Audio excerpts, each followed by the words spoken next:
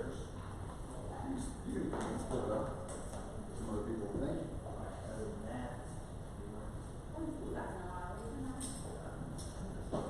Is it just one sheet? well, yeah. Just one sheet. Okay. I'm not tricky at all. But, you don't know.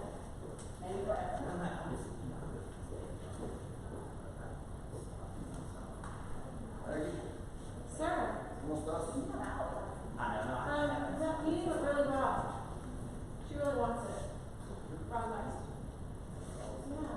So, Friday, you're Thank you. not doing it, Yeah. but I just, it's Well, I was just very fun. She really does. She's like a secretary. yeah, I'm But it was a, I do a question. How does prices now? When, at what phase does it start going up? Not to go out of ground. well, yeah, I mean, we're out of the ground. Yeah, not out of the Yeah, ground. it really just depends on, these things. is there there's no like plan, like if one staff just Setting the goals. setting sales and none of it's none. Just create, the idea is like, constant reform. Right. That makes sense. So it's like a living, breathing. Right. Okay. What the idea of being, most of it's like, I know.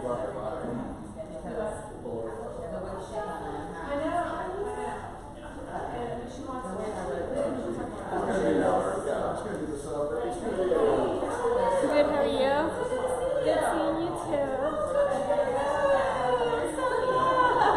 You did well? Yes. Good. It's your first sales meeting. We've been last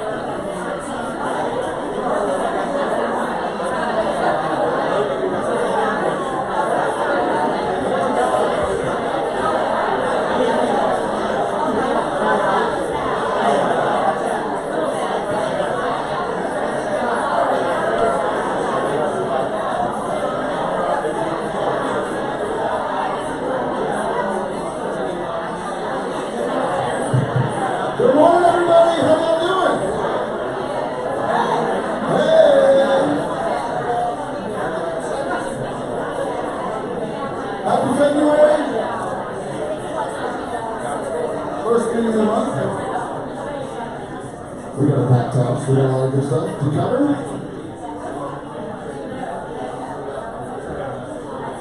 So what matters most is how we respond to the person with the microphone. I mean, to what we experience in life. Hello.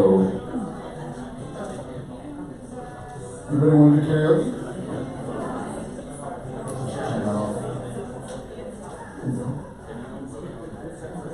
Y'all doing alright today? Good. Happy February. I love it. Spring's in action. 70-degree weather gets you pumped up. Stephen Covey. Everybody know who Stephen Covey is? Wrote a pretty famous book called The Seven Habits of Highly Effective People. So he said, he was paraphrasing Viktor Frankl, but he said, what matters most is how we respond to what we experience in life. And a lot of the things that we deal with in terms of being an agent involves us responding and reacting, right? And so we can be therapists, we can be coaches, we can be guides, we can be consultants, but a lot of times we end up in situations that are a little tense, and sometimes we can get sucked into the drama because it's exciting. But really, how you react is ultimately how people are going to remember you. So just a reminder, as we get into the busy market, that you're going to run into a situation that's a little tense. And you just take a breath and just remember how you respond. It makes a big difference. So on that note, what are you all grateful for today? We got Dee. I heard a rumor that parts and all are gonna, like, we might get insurance by the end of the year. You heard a rumor that there might be some health insurance coming? Yeah, and I'm like so grateful for that. You just don't even know. That's good. All right. So grateful for part of this Village Parks merger. We're going to talk a little bit about that. Obviously, it's something that you're going to hear a lot about over the next several weeks. But yeah, no, that's true. So one of the things that Jenny Barnett at Parks worked really hard on for a long time was to try to get independent contractors on a group health insurance plan. She's successful at doing that. So we're going to be able to tie into that. So if that's something that you're interested in, more information on that is coming soon. So good reminder. What else? Devin got his first. I was gonna say, yeah, I got my first Tennessee buyer under contract. Devin got his first Tennessee buyer under contract. Whoa! It only took him 17 offers, or was it 16? It was a lot. It was a lot. Literally for like 4 weeks, every single day, I saw Devin writing a new offer. I'm like, you doing another? He's like, no, the same buyer, but anyway, different property. Keep trying. Keep trying. Persistence pays off. Well done. Good work, Devin. What else? Closings. How many closings you got this year? 2. 2 today. 2 this year, 1 today. That's pretty good. That's good. Anybody else? The Chiefs won the Super Bowl. The Chiefs won the Super Bowl. So I want them to win.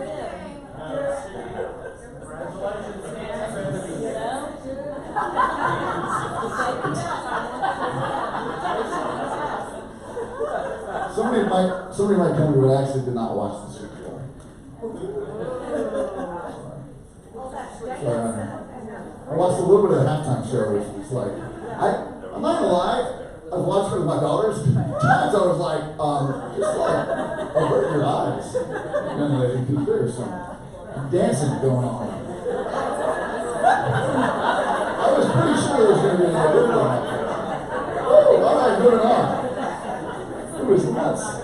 So anyway, Timmy, where are you? You want to come talk about education coming up?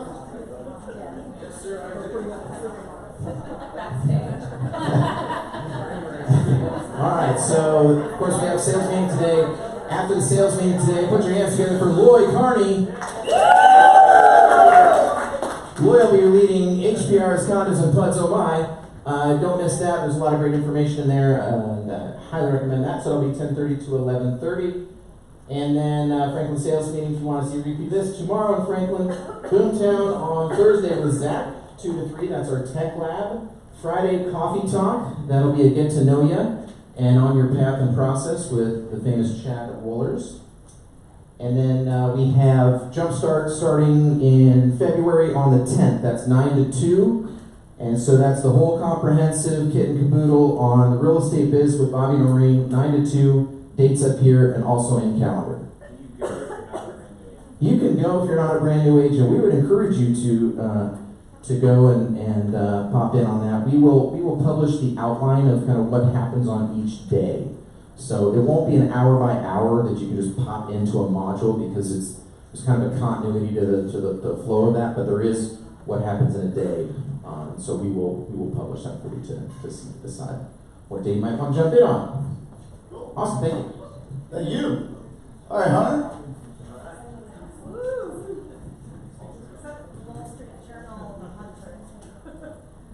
Christmas present from the Wall Street Journal. So people ask where I get content for Common Corner, and lots of various places. This actually came from our very own John Stanislawski. You know John? Hanging out by 1950s Chevy, as we do, musicians. Anyway, I thought this stat was pretty cool. This is on his LinkedIn page, and so I just grabbed it and asked if I could use it. But this is the top cities to move to in North America by Google search growth in the last 10 years. So we're second behind Vegas. Anyway, I thought that was interesting. And John, here he is again, is not here today because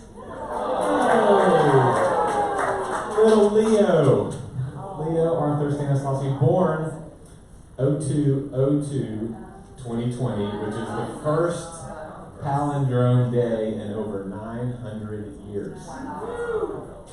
Everyone's doing well. John said he was finally good after getting some chicken tenders from the hospital's late night cafeteria. A long day. So 2020, 02/02/2020, palindrome like other race car, kayak, rotator, palindrome. There's also multiple words, palindromes.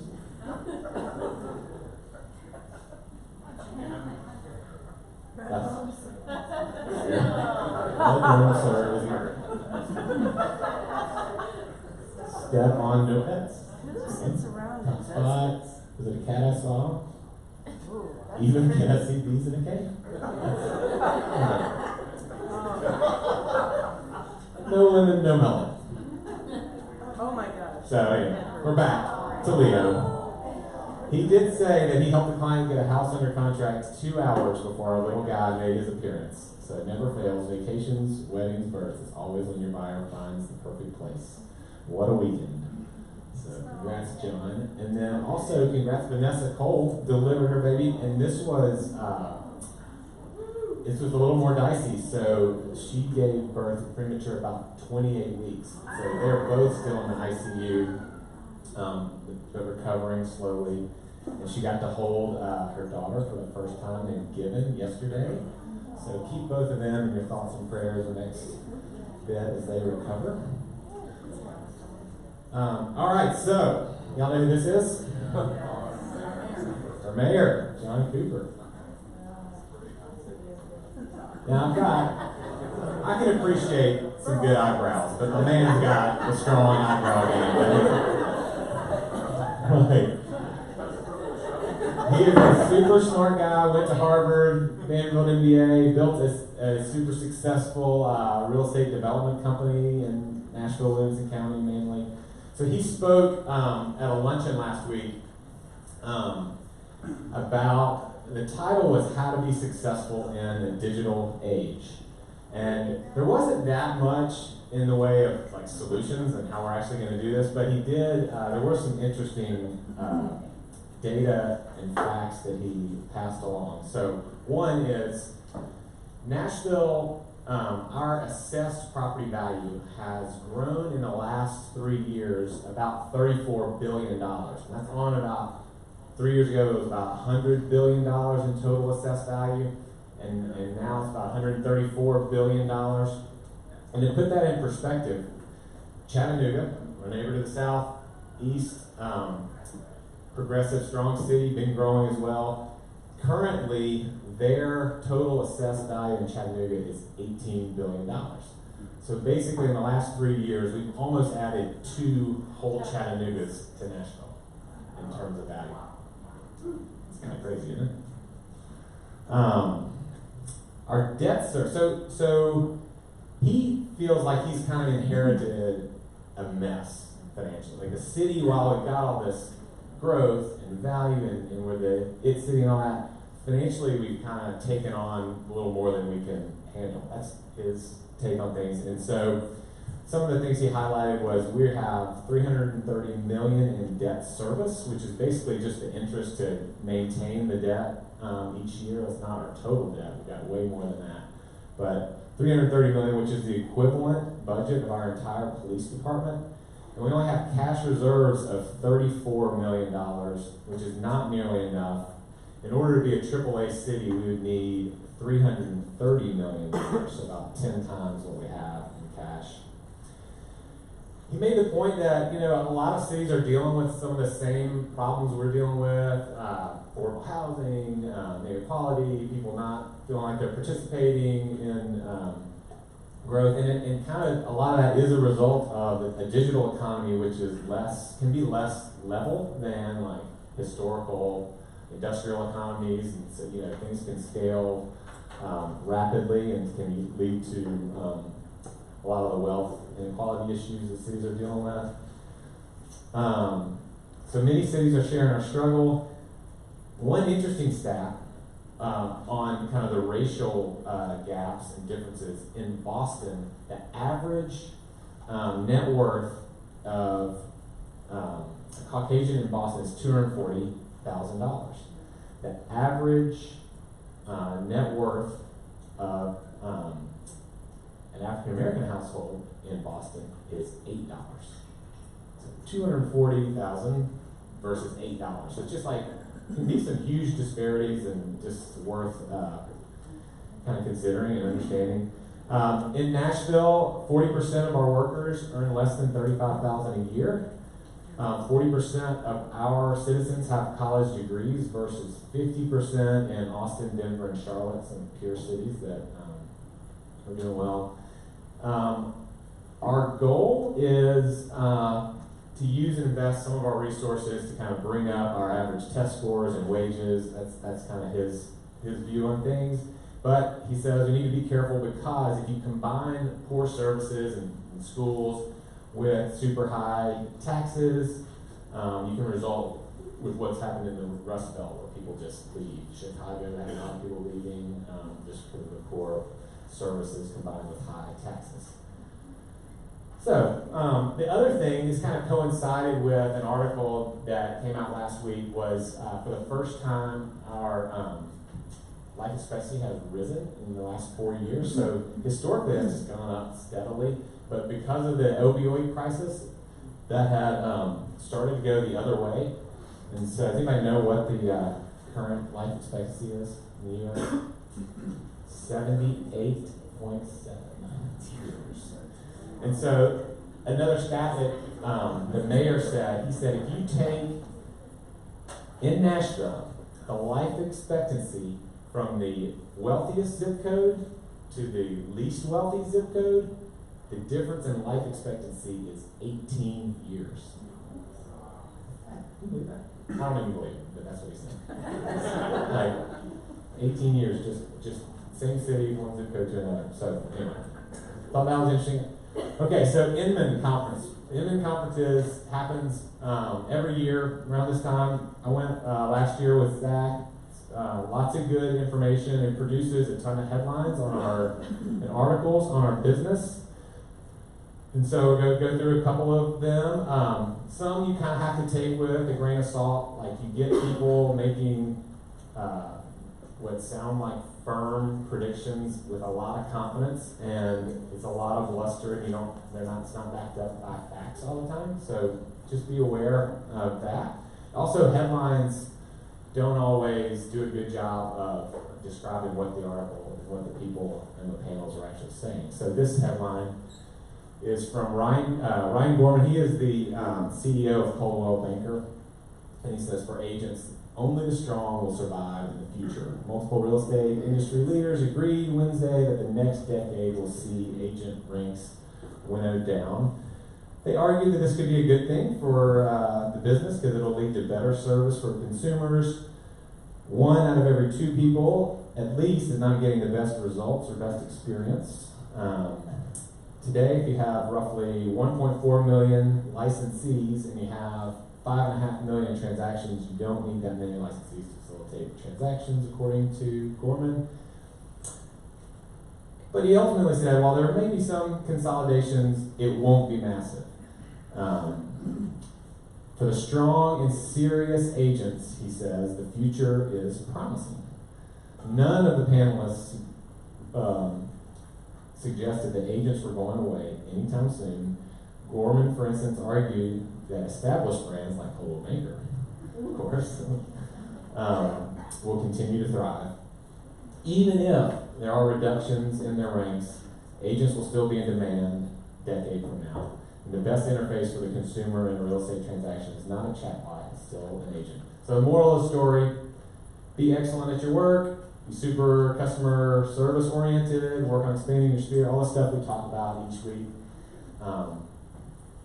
Another one, kind of the similar, Ron Peltier, he's with Home Services of America, and he says, our margins are at risk unless we expand our value proposition. Customers really prefer one-stop shopping, he said, to a packed room. The customer deserves to have a great experience in their most significant investment. I thought this part was most interesting. He said that real estate professionals who want to defend their margins need to think of the transaction as just the beginning of the home ownership experience. If they want to succeed in the business, they should work to become a point of contact for their clients' other home-related needs. Peltier suggested helping consumers with services such as refinancing, replacing major appliance. We should be involved in helping the consumer, our customers, manage their home. We have an opportunity to stay connected. So I thought that was good feedback, even though the headline itself was a little bit scary. Really just a lot of the stuff we know we need to be doing. And then finally, Steven Schwartzman, this guy, is founded and started Blackstone. He's really smart, worth about $20 billion. They basically, he sees trends and creates businesses around them. He's been doing it since the mid-'80s. And he's saying that the coming years will see an increased investment and migration to urban areas. He was one of the folks in 2010, 11, 12, was buying up a ton of homes in foreclosure, about 50,000 foreclosed homes, and he packaged them up, took it public, and made crazy amounts of money. But he says the demand for urban will continue because there's more and more migration into cities because younger people like experiences. They're trading off having a lot of square footage for keeping more money and having experiences.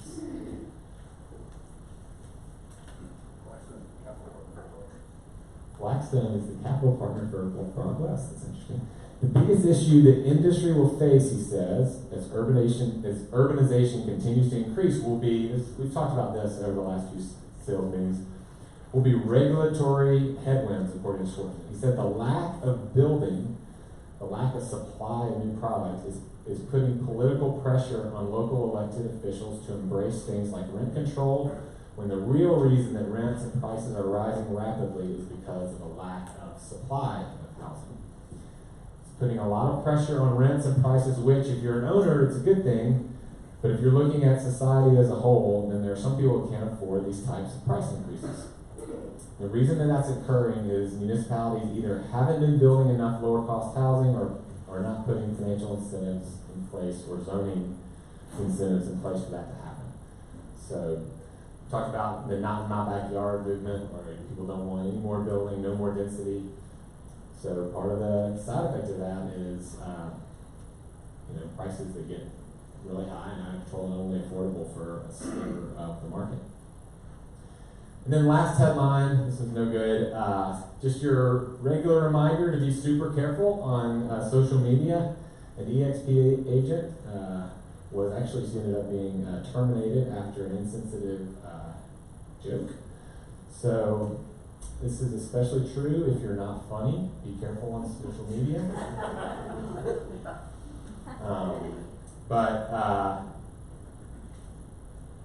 While we're talking about Cody, he passed away last week. Just a tragic accident. He's someone we can learn from in a lot of ways. I was never a huge Kobe Bryant fan. He just wasn't, I grew up more than like Michael Jordan was the guy, and so he was immediately compared to Michael Jordan, and he wasn't my guy for a long time, but over time, as he progressed, I grew to respect him mostly around he had just this intense work ethic and commitment to always improving. And he recently he's got into filmmaking and released a documentary about himself. Probably one of the reasons he wasn't totally my guy. He does documentaries on himself. But he says, we went into detail about kind of his life. He said there's a choice we have to make as people, as individuals. If you want to be great at something, there's a choice you have to make. We can all be masters at our craft, but you have to make a choice. And what I mean by that is there are inherent sacrifices that come along with that. Free time, hanging out with your friends, there's some sacrifices that come along with making that decision. So his decision in his teens was he wanted to be the best basketball player, right? And so he's at 17, he foregoes college and goes directly into the NBA. And at the time, this is like mid to late 90s, that was unheard of for someone in his position and his size. He wasn't like a 7-footer, he was kind of a medium-sized guy, fairly athletic, but not, nothing outrageous for the NBA.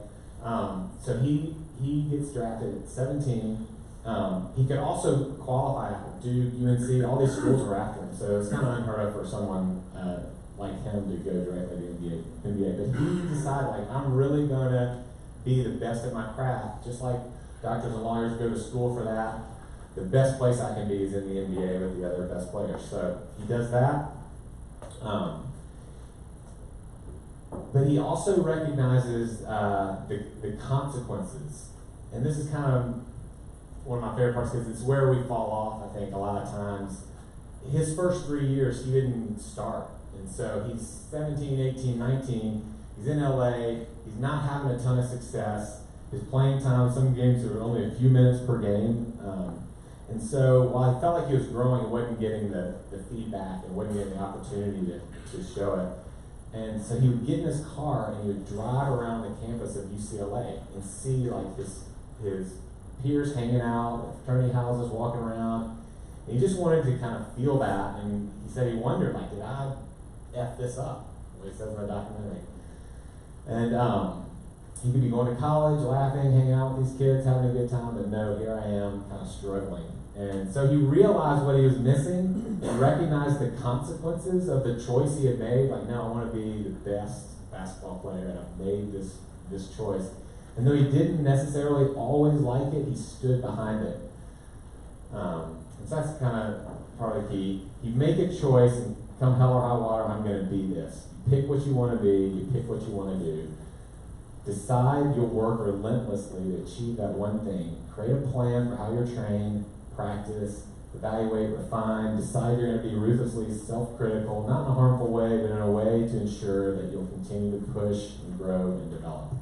Then decide and acknowledge what you'll give up in order to place that level of focus into accomplishing what you've decided to achieve. Because while you can have a lot, you can't have everything. That doesn't mean giving up time with your family and friends. Doesn't mean necessarily giving up things that are genuinely important to you, but it will require giving up things that aren't as important as what you hope to achieve. If you're unwilling to do that, then your goal isn't that important to you.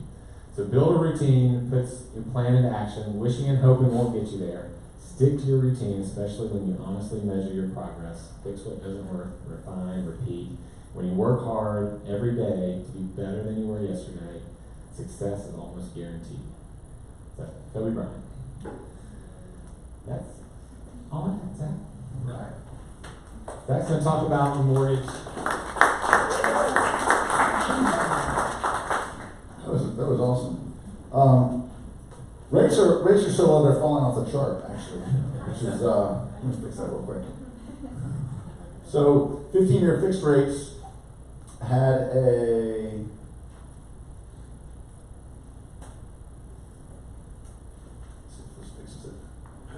there we go. So 15-year fixed dropped down to 3.125, 30-year fixed 3.5, and then the ARM is still higher, so 3.625. So rates have dropped from a couple of weeks ago, or well, I guess a month ago, 4 weeks ago, from 3.75 down to 3.5. So for every 1% interest rate change, what does your borrowing power change by? About 10%. So your borrowing power, so people are now able to buy, if the rates are 0.25% lower, you can buy how much more house? About 2.5% more house. It's pretty cool. Talk about that with your people. Quarterly stats. All right, so you've got this in your chair, and I noticed that I made a mistake. And I put 2020 Q1, it's really 2019 Q4 versus 2018 Q4, because we haven't really finished 2020 Q1 yet. So I got a little excited and I was just trying to predict the future. So look at this. I know there's a lot of numbers and a lot of colors, but there's some interesting takeaways on here. What do y'all notice? These are some things that I pulled up that I noticed. One, Franklin closings are up almost 24% in 37064 in the quarter. Last quarter of 2019 compared to 1 year prior in 2018. So the 3-month span, that's a lot. West Mead, Belmead closings are down almost 25%. 37203, 91%. That's insane. What do you think? What do you know about 37203? What's going on? Why are there so many more closings? Close to town. A lot of new stuff being built. New condos, new houses. Yeah, that's where they can do More density? That's pretty wild. You're not doing much density in West Mead and Belmead. Silver Park, Nations, 37209 is up almost 38.5%, and Woodbine up 57.1%. So that's the first column here, right? So if you go back to this, it's just this column right here, and so you can see, we'll just change that on your, get a pen, that's 2019 Q4 and 2018 Q4, and I'll send out an updated one by email. And then that's the percent change. Red are big changes down, green are big changes up. A couple of other things, median prices. So there's a lot of closings in 37203, but the median price is down. That doesn't necessarily mean that the prices, is that bad? What does that mean? Does that mean there's a correction, or does that just mean the prices that are closing are actually just a little more affordable? Right? The product mix change. When you just said the product mix change, it's a really good way to put it. So the product mix changes. So Westwood Houston, you had some expensive houses, and now the closings that happened in the last quarter were less expensive. So probably a smaller product. You could dig into this a little bit with the average size, square footage, things like that. What building closed in 37203 in the fourth quarter that changed, that made it 19%? Segment closed? Southgate Station. Southgate. 1-bedroom, 1-bath condos. Southgate Station, Chad saying, a lot of 1-bed, 1-bath condos. Illume? Would that be? Is Illume in that?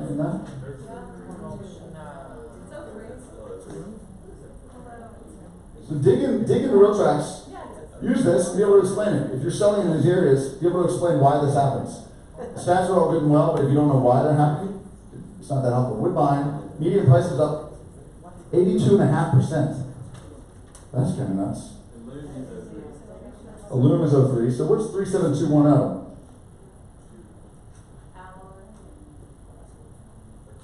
In kind of Tribeca area, Woodbine.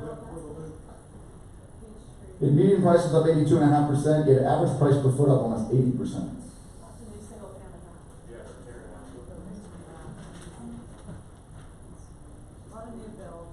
Just a lot of new construction, tearing down the old stuff, building new, so it's product replacement. Just a different product mix. Hillsborough, West End, and Belmont, 37212. Median price is up 30%. East Nashville, 37206. Median price is up 20%. Bordeaux up 18%. There are a few other things on here. One thing, notice in the center column right here, Median prices, again, that's 2018 Q4, just ignore what it says. There are 3 median prices under $200,000. Madison, Antioch, and Bordeaux. How many median prices are under $200,000 Q4 of 2019? 0. That's a takeaway. And that doesn't mean that that's always going to be that way, but that's an interesting piece. That number's been going down. I've talked about that for a few years, and it's been going down. There used to be 8, 7, 6, 5. We were at 3, so now we're at 0. So some things to note there. So anyway, take this. I'll email you out a fresh copy. Feel free to use it however you want, and put some stats together. All right. So a few tools. Y'all heard about this? I'm not going to get into the details on this, but just a quick overview. So HomeSpotter is who provides our Boost service that boosts your listings. They also have a really cool app, and Parks has an app that is really user-friendly. It's an augmented reality app. We're going to be having access to that. That's probably going to take 2 to 3 months to build out because basically you have to get an Apple developer involved, and it's a little bit more complex. Loop, people love it. Some people hate it, but we all have access to it if you want it. That's probably a 45 to 60 day rollout. Zavi, I guess Zavi 2 V's, is an iBuyer program that will basically give you access. So if you're worried that you're going to compete against Open Door, it's a pretty cool tool that gives you access to be able to go in. You can either go in or you can have your client go in. And but if you want to go on a listing appointment, you can go in, plug the property address in beforehand. Think of it like kayak.com or Travelocity or one of those sort of aggregator sites, and it'll pull up, assuming the property is able to get an iBuyer offer. It'll give you what the Zillow offer and the Open Door offer would be. So you can go into your listing appointment. It'll also break it down. Here are the costs associated with those things. Here's the cost associated with yours and the price associated with yours based on what you input. And you can go in. Maybe you just pull it out if you need to pull it out. Maybe you use that as part of your presentation. But that's something that is a really cool tool. Spacio is an If somehow when you're doing the back and forth versus a traditional listing or an iBuying option, if the iBuying option is something that for whatever reason your client still wants to use, just timing, whatever, you can go through the process with that. They'll get the offer. And you'll still be a part and compensated as a part of that transaction, because there's more to, there's still more. There's going to be inspections. There's going to be a whole lot of process left besides just being a price. So this tool actually enables you to stay involved even if the iBuying is the choice that your client wants to make. So they can see, hey, here's what iBuying looks like, here's what a traditional marketing plan looks like, and if for some reason they still want to go the iBuying route, you can still be involved with your client, give them service, and still be paid. Kind of an important critical piece. Good job, Henry. All right, Spacio, open house software. So anybody who has a sign-in form for open houses? Some people like this, some people don't. Some people do this. So it's basically you can do it on an app or a computer. It doesn't have to be internet connected. So it allows you to let people sign in, and then you can communicate and follow up with them, and it can put them on an automatic drip campaign. Express Docs is similar to our brochure service or kind of our VRES market. The one thing that I like about this better is that it gives you the ability to upload a database once and put them on an automatic mailing campaign. So even if we don't know what the stats are, aside from my attempt at knowing what the future stats are, we don't know what the stats are going to be going forward, but if you want to say, I want my clients in this database to get a market stats postcard every single month, you can set that up, and then so whenever we upload it, it'll automatically go out, so you don't have to do that every month. So it just creates a little bit more turnkey, set it and forget it. And then Real Scout is a pretty cool platform that is, it gives you the ability to look at other, correct me if I'm wrong, so you can look at other buyers, what other buyers are looking at in the market. And so Parks has this, Benchmark has this, Frederick & Clark might have it. And so it allows a lot of brokerages to share information based on their buyer data. About 50% of the market. And so you have, what it does from a practical standpoint, you would basically use this, and it's one tool, so you can set up auto notifies through RealTracks. You can use Boomtown. This also has an auto notify type feature that allows it to help collect buyer data. So we'll get more information about this stuff coming soon, but just want to give you a quick heads up on that. So if you want to do any research on these yourself, feel free. And then I wanted to introduce Emily Daniel real quick. Emily's with a home warranty company. How do you pronounce your warranty name? Achosa. Did you choose it or Achosa? Achosa. Terrible name. I didn't choose it, had nothing to do with that. I was already involved. They already had a name when I became involved. So raise your hand if you got this morning, you thought if I just knew a little bit more about home warranties, I could sell more houses. Yes, thanks. Thanks, Cindy. Thanks, Cindy. Alright, so there's always like 2 courtesy hand raises. The truth is, home warranty is a tiny part of the transaction until it's closed and something goes wrong. And so raise your hand if you've ever had a bad home warranty experience. Me too. Me too. Which is why I have ownership in Achosa, and if you guys have a problem, you can come directly to me and I don't have to ask anyone else's permission. I don't have to call around to different states to find out what the answer is for your claim issue. I can make that decision myself. A couple other things about Achosa. Number 1, your homeowner gets to select their own vendor, and we pay that vendor immediately as soon as the work's done. Raise your hand if that's happened to you in this room. Alright, good.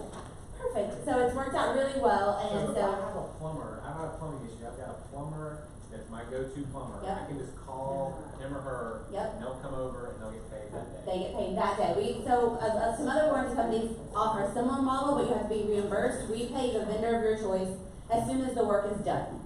So it's really kind of changing how homeowners think of warranties, and so we're leading that charge a little bit because when I started selling warranties 10 years ago, there was not Uber Eats, there was not Amazon Prime, there certainly wasn't Prime Now. So people were a little more used to waiting for things, and now no one wants to wait for your hot water to be fixed for a vendor to come out 2 or 3 days later, right? Right? Raise your hand if you've written in and chose a home warranty. Look around at your friends, how smart they are. Okay? Raise your hand if you're going to write a contract with a chose a home warranty. Okay, raise your hand if you're not going to raise your hand no matter what I say. Alright, appreciate you guys. So if you guys have any questions, all my contact information is on the back of the brochure you have. Most of you have my phone number, I'm super accessible on all the socials, and we'll be here if you have any questions after. Cool. Excellent. Well, those are pretty cool differentiating factor for warranty. So if that's useful, give Emily a shout. Alright, don't forget about these. Y'all still using these? It's a new month. Yes. There's a new opportunity to start something new. So try that out. It'll let you track everything. I've gone through this a few times, so I'm not going to do it again, but I'll email this out again. You can take a look at it, and if you want to track your progress every week, it's a good thing to do. Alright, Village Tip of the Week. Real quick, Broadwest versus Four Seasons. So Broadwest is coming out, Four Seasons is coming out. There's some information. These are some early renderings of the Broadwest. This is on the 34th floor, pool. Beautiful space up there. Another little rendering these have not been released yet, but y'all are the first to see them, so they will be released here soon.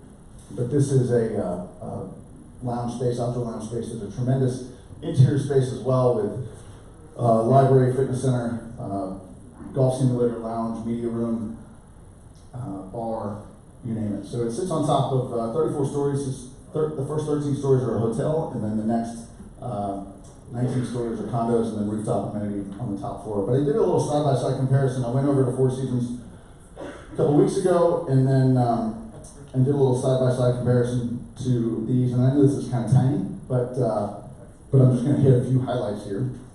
So if you look at and this is not completely designed to be a sales pitch for Broadwest, but I wanted to give you an update on what some of the differences are. So one, base elevation and location. You're not stuck way downtown. In Broadwest, you've got an elevation that's 70 feet higher than both Four Seasons, and probably about 60 or probably the equivalent, maybe 60 or 50 feet higher than 505. 505 obviously has a big chunk of apartments, and both long-term rental and short-term rental. And then both Broadwest and Four Seasons each have a hotel component. All of them have 24/7 concierge. One of the cool things about both Broadwest and Four Seasons is you can have access to services, right? So hotel services, you want room service, you can call it up, get room service. If you want to have drink service on the amenity level, you can do that. One of the things that is, I think, a little bit better about both about Broadwest over Four Seasons and 505 is you have a pool that's exclusively for the condo owners. You don't have to share that with your hotel guests or a new bachelor party every weekend. So that's private exclusively to the homeowners. So there's two pools in Broadwest, one for the hotel, one for the condos. So condo owners will be able to have access to the hotel amenities, but not vice versa. You have a lot of these are just a lot of other features which I'll show you. I'll talk about, but I want to talk about mainly pricing. So pricing, one thing about appliances, Wolf Sub-Zero appliances throughout the entirety of Broadwest, that's an insane feat, and I had no idea how much of an engineering complication this was. And so it's a very, very expensive, when you have these high-end ranges, they put out a lot of BTUs, and so you got to vent all that out. And so it creates a huge ventilation engineering challenge to do. So it's very expensive to do, but I think that's a pretty cool thing. It'll be the first high-rise in Nashville to have that from a vertical high-rise. And then also, from a pricing standpoint, your HOA dues, these are estimated, but your HOA dues at 505 or 54 cents per month. That's about the market. Most of the market is in the mid-40s to mid-50s cents per square foot per month. Broadwest will probably fall in that range. Four Seasons will be closer to $1 a square foot per month. So it's a, you know, if you have a 1,500 square foot condo, you're looking at about $800 for 505 in Broadwest, and about $1,500 a month for Four Seasons. The pricing though is really interesting. So if you look at the average price per square foot, 505 is $820. Those are real numbers. Broadwest, we finalized our pricing, $775. And I know that still sounds high, but when you look at the market, that's less than 505, and also is almost less than 12, than a lot of 12 units they're selling. Four Seasons is probably going to be somewhere in the $1,200 a square foot per month. Price ranges, one bedrooms. Broadwest, 505 obviously has smaller spaces, so they start at 513 square feet. The lowest price for one bedroom was $395. I don't think you can get those anymore. Broadwest, the lowest one bedroom is $559. Four Seasons, the lowest price one bedroom for the same size is $850,000. Two bedrooms, Broadwest, you start at $757. 505, two bedrooms start at $780. Four Seasons, you start at $1.4 million for a two bedroom. So pretty big differences. So just something to be aware of. And again, once this is finalized, I can send it out just so you have some talking points if that's the product range that you want to sell, or the product type that you like to sell in. So this is the site for Broadwest. Four Seasons is down there. 505 is right here. The Gulch is right here. So there will be a sales center opening in April, and we're going to get you all the information that you need to sell it. If you want to bring buyers, if you have immediate questions, contact Brian Stolzfus, Sidney McCann, Chanel Reeves, or Bonnie McNichols. But we're probably going to start doing some early contracts before the sales center opens in March. So if you have anybody, we've met with a lot of people who've approached us, and but give those folks a call, and they can help you out. Any questions? When is it to be completed, Broadwest? That's a good question. Good time. Fall, winter 2021. 505 is obviously already completed. Four Seasons is summer of 22. Hey, don't agents get paid? Oh yeah, agents get paid, a 2.5% commission here at closing, and at Broadwest you get a 3% commission with 50% upfront in contracts. I mean, I'm just saying there might be one that's better, but it's, so, anyway, it's pretty cool. We've been working on this thing for like 3 years, 2.5 years. It's been a long time coming, so it's an exciting thing. But Lloyd, want to keep us on track? Lloyd's got a little bit to talk about, and then we'll wrap up with some coming soons. Yeah, thanks for that. There's a lot to go through on this. So, emotional service animals. How many people have ever seen a website that advertised that you, for $1.95, can have an emotional service animal? It's pretty cheap, right? Come on, you guys have seen that. So, I think the sites are actually charging about $20 to $30, and they will certify your pet and give you an opportunity to get a nice little vest and a leash that identifies your dog as an emotional service animal.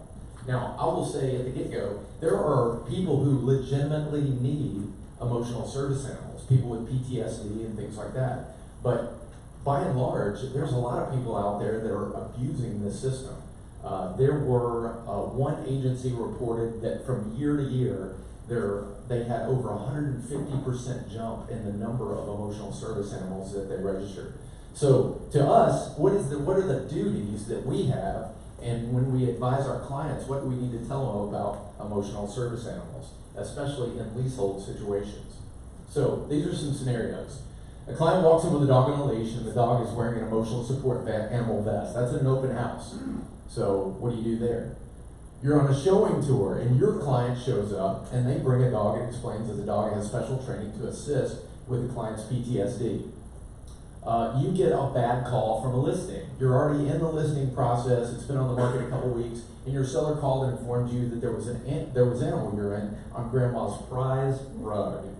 Especially if grandma's gone, that is not a good thing there. And that was after a showing appointment. And then an investor client calls you, and a regular buyer of investment property has a potential tenant who requests that their emotional support giraffe be given reasonable accommodations as soon as his extra large emotional support animal vest is tailored to that giraffe. So what do you do in all those? Don't answer yet, because I've got some information for you, okay? So is this really important? This information is so fresh, and I'm so glad to deliver it to you today, because it was only 5 or 6 days ago that they came out with new guidance, and that comes from the Department of Housing and Urban Development. So as of January 28th of 2020, FHA complaints concerning denial of reasonable accommodations and disability access comprise about 60% of all FHA complaints. And animal concerns are about half of that. Half of that. Can you believe it? So this is really becoming a hot button issue for 2020. And you can see some other things there that's going to be sent out to you, but I want to blow through this and do it kind of quickly. So with regards to federal law, you have two things we need to consider. The Americans with Disabilities Act, okay? So they define service animal, requires that service animals, which are highly trained dogs that do specific tasks, in other words, they have specialized training, and be accommodated in housing. That's what that requires. So emotional support animals don't qualify under the Americans with Disabilities Act. But if you go to federal fair housing, which is usually more of a hot button for us, then assistance animal is defined to include emotional support animals. So let's back up and think about this for a second. Americans with Disabilities Act. If I go to a restaurant, which one of these two things applies? That's right, Americans with Disabilities Act. But if I'm seeking leasehold accommodations, which one applies? That's right, yeah. What if I'm just searching for a house to buy? Which one applies? Yeah, federal fair housing. Yeah, so it's something we have to think about during the search process, the listing process. So the federal fair housing questions, there's two fundamental pieces. What is an assistance animal, and what is a disability under that construct? So when you look at what is an assistance animal, they're not pets, so that's great. They are animals who do work, perform tasks, assist and or provide therapeutic emotional support for individuals with disabilities. So you have that piece right there. There are two types of assistance animals, service animals, and then other animals that do work including support, okay? So they're definitely in the definition under federal fair housing. And so if we know that emotional support animals, when the pet is verified, is part of the federal fair housing requirements, then we have to turn to the individual who perhaps needs that support and say, okay, now how do we validate that there is a true need? So there are two types of disabilities. There's an observable disability and a non-observable disability. So I don't think anybody in the room has a problem with this stuff, right? So an observable disability, give me some examples. Blindness. In a wheelchair. Yeah, a wheelchair, that's right. Maybe they're deaf. Deafness is a good observable disability, and there's a bunch listed up here. Like maybe they have Parkinson's disease, they have had a stroke, they have brain injury. So all of those are observable issues. But you have non-observable disabilities, which are especially hard to identify without some assistance. And it says, in those instances, a housing provider may request information regarding both the disability and the disability-related need for the animal. So let's back up and look at this other way. if you see somebody that comes in looking for housing, maybe you're a landlord and you have your own rental, can you ask somebody who is blind to give you additional information? No, probably not under this construct. But if you have somebody with PTSD, can you ask them to show you some documentation? Yeah, you absolutely can under the federal guidance. So this is the piece that I think is probably the most exciting for you guys. And it's a little bit blurry because I just cut and pasted this photo right from the guidance that came out 5 days ago. So one of the hot button issues that HUD has been worn out with is what do we do with all of these agencies that are out there certifying pets for 20 bucks just to skirt the issue of no pets policies in housing. And you see the highlighted portion here I think is the most important. In HUD's experience, such documentation from the internet is not by itself sufficient to reliably establish that an individual has a non-observable disability or disability-related need for an assistance animal. So you see what they did there? They took the focus off of the pet and put it on the individual, okay? And so what they're saying is they feel like housing providers and people that are subject to this regulation should get more information on the individual and not the pet. Make sense?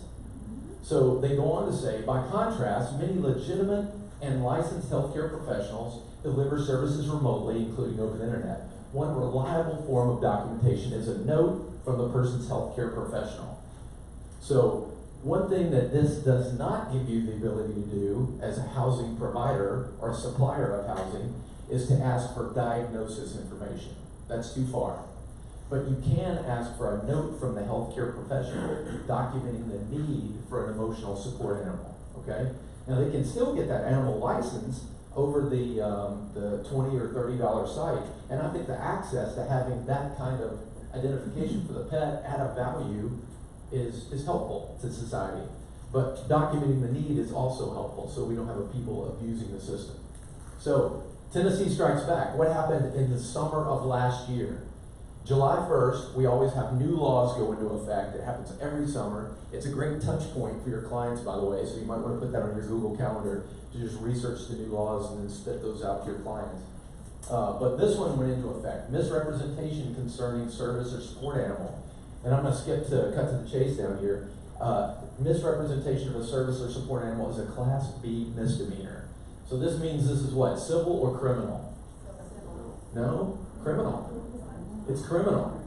You can be arrested, well, probably not for a misdemeanor, but you can be cited and released and have to show up in court to show why or why not you are guilty of this Class B misdemeanor for misrepresentation. Now, proof is tough, I'm telling you, because it says you did one of two things. You fraudulently represented, which is oral, or you provided documentation that was fraudulent about the pet or the need. So if you forge a doctor's note related to an emotional support animal, that could be a Class B misdemeanor. Okay? Yeah. If you have a note from an actual doctor, regardless of whether or not you actually have this emotional disability, would that be misrepresentation? I think as long as the doctor gives you his opinion that you have the need, then it's not fraudulent at that point. It's not a misrepresentation. It's a true fact. Yeah. Good question. So that's it. I know it was a fire hose, but I wanted to, yeah, it's a lot of information. But believe me, this is a really cutting area. It's developing all the time. You can see we have new laws that are going on the books all the time too. But these are the resources that I want to give you. So this is your Kodak moment if you want to take a picture of this. And of course, this is going to go out so you can see it later too. This is the Federal Fair Housing Guidance. So when your clients call, what are you going to tell them? And here's your clue. Be the source of the source, right?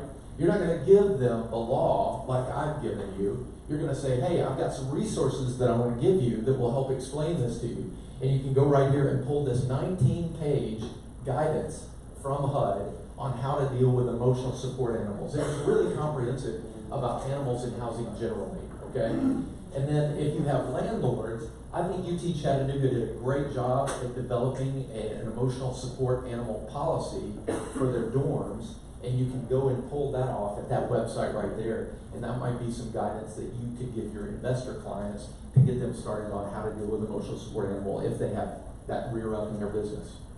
Any questions? All right, thanks guys. That was awesome. I had no idea. All right, so Lloyd is doing a class after this, so stick around for that. 40X groups are up and running. Congrats, we've got a ton of people signed up. We're gonna have more opportunities in the next month or two to sign up if you decide that you want to do that again. And then coming soon, New Broker Open House as well. Paul, coming soon.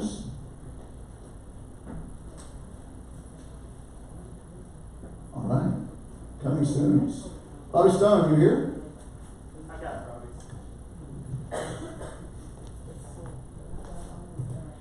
So he's got a place in Antioch. It is coming on Wednesday.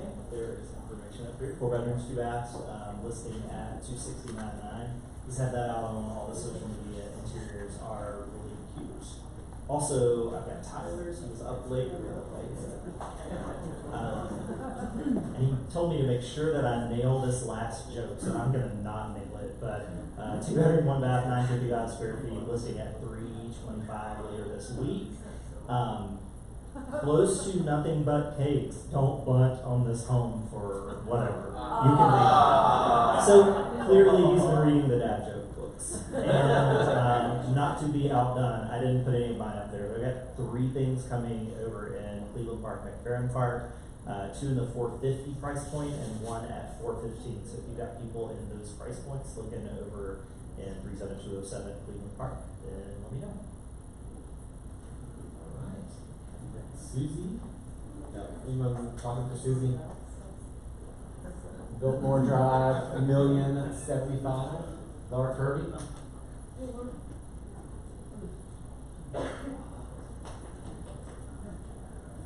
I went ahead and snuck this in. We actually went live on Sunday, but this is a super cute little cabin with 11 acres, a 6-stall horse barn, pond and stream, and it's in Linville, which is about just shy of an hour, 65 south of Nashville. Easy to show. It's currently used by the owners, but also on Airbnb and VRBO. So it could be income producing as well. Didn't someone describe this type of property as like a man cave last time? Some way around. Is that you? Alright, Chad. So we have one coming up in Salem Town. This one is an attached HBR, but just attached with the umbilical cord. So for you guys that aren't necessarily familiar with that, there was a time in the early 2000s where if you technically had enough room to separate it, you had to actually connect them with a little 8-foot connector. So that's the umbilical cord controller. So this one built in 2015, one owner, 1,900 square feet, 3 bed, 3 bath. One of those is on the first floor. Does have a garage court, and this is on 6th Avenue in Salem Town, which is one of the quieter streets. So still very walkable to everything going on in the neighborhood, but not quite as much all the way along this particular block. And it's really pretty. Southern look, good double balcony, and not an aerial build. Shots fired.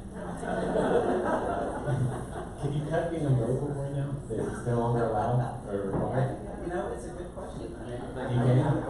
Oh, Lloyd, can you? I've got that answer. It will be at my. Show up for 10:30. Love it. All right, who we got next? Johnny. Speaking of the perfect house, is Mary Beth here? Where is she? Hey there. So we have one coming on Oakland. The details are here, but it's about 4,100 square foot. I think it was renovated about 8 years ago. So 4 beds and an office, 3.5 baths. Will be listed hopefully today, maybe tomorrow. It'll be open on Sunday, but pretty easy to show if anybody wants to get in. Cool. Anyone from Salem team about this one? Oh, yeah. Newell has 900 North 14th Street. Looks like it's a classic Craftsman bungalow in historic Eastwood neighbors. 3 beds, 3 baths, 2,400 square feet. Coming at $669.9. It says it will come soon. Kelly, I don't think Kelly's here. She's got a starter home in Laverne, $279.9. Kristen. Kristen has an icon in the Gulch, 1 bedroom, 1 bath, 14th floor, stunning downtown views, TBD pricing. 2 parking spots. Mary Beth. Back to Mary Beth. And look at this coming soon list. Let's just keep going. Where's it going? We have a new construction coming in Green Hills on Trimble, the corner of Trimble and Lindenwood. Craftsman Residential is the developer builder. Flat level lot, walk to the Whole Foods, Julia Green and all that. 5 bedrooms, 6 baths, 6,330 square feet. I'm co-listing this with John Burlock. David? Hey. I'll wait until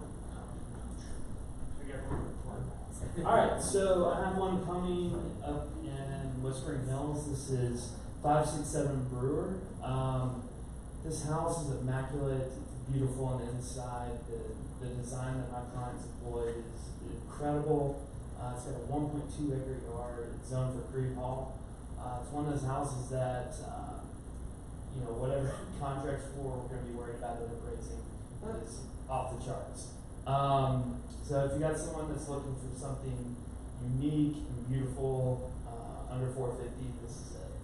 Another one coming in Highlands at Ladd Park.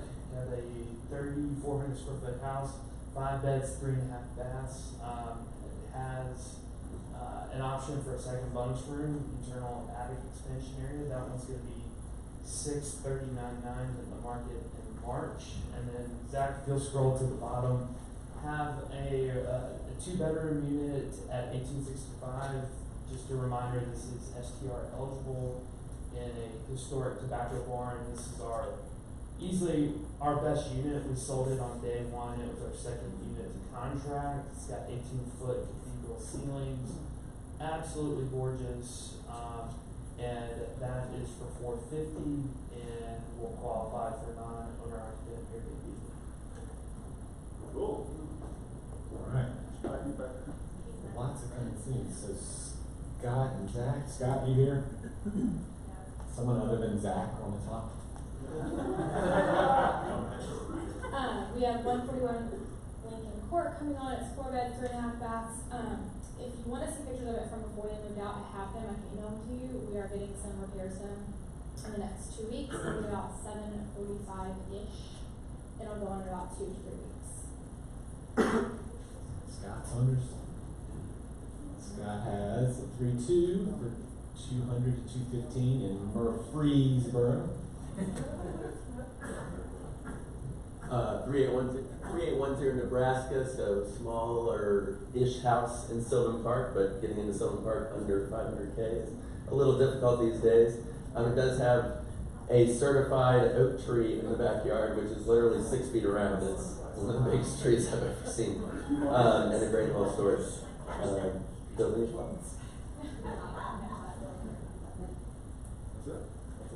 All right, good man. Look at this list. Go give yourself a round of applause. This is awesome. All right, anybody else? Kate?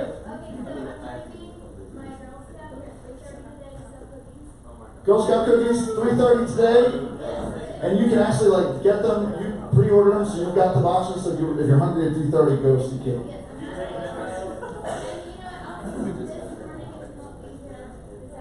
If you're hungry now and need a sugar hit, jump on it. All right, any other coming soons? All right, get ready for Lloyd's. Class is going to start in about 5 minutes, so get ready for that, and y'all have a good week.